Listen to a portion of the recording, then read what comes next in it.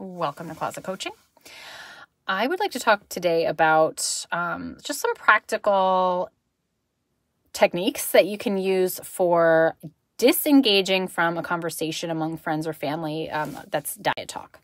Now, of course, one of the ways that I'm sure many of you have heard is to set boundaries or state aloud, I don't want to talk about this. I prefer not to talk about this. I'm working on my relationship with food and body, and I have found it really helpful to just not talk about dieting, or I've given up dieting. So, sort of just no, this isn't happening. I don't want to talk about it. But there's definitely going to be situations where that's not accessible to you and you are sitting in a conversation that you can't get out of.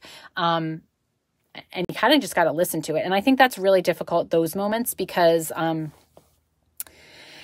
you're literally just immersed in this diet culture conversation, and it can be really overwhelming, and I think it can get us really riled up, because especially if we're not speaking back to it, it's you just have to sort of grin and bear it. And I think that's difficult. If there's any way for you to actually remove yourself from the situation, like getting up and going to the bathroom, or just going somewhere else, that's my go-to option. But if it's one of those situations where that's just not going to happen, I was at a dinner party recently, and it was this is just a conversation that was happening around me, and I couldn't leave, and it was just what it was.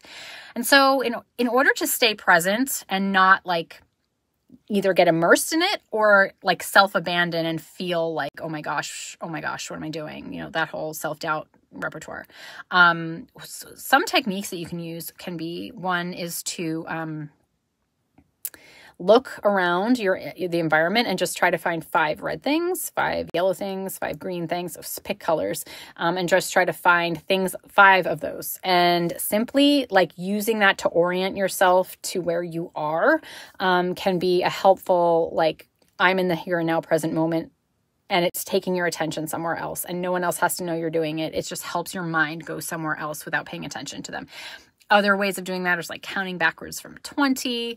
I have recited things in my head, poems I had to memorize in high school that I'm oh, how did that poem go? And I'm just trying to remind myself.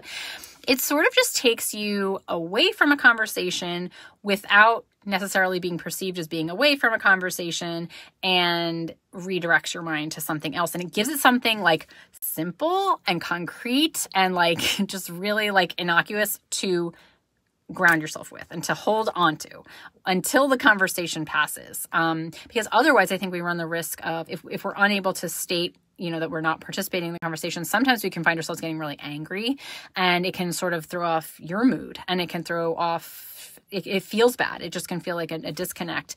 So if you find that you are just in a position where you're either not ready to say something, or you're not comfortable, or you just don't feel like you can, to at least protect your own emotional boundaries by disengaging in a way that and having some kind of go-to response that you can orient yourself to your surroundings without participating in a conversation that makes you uncomfortable.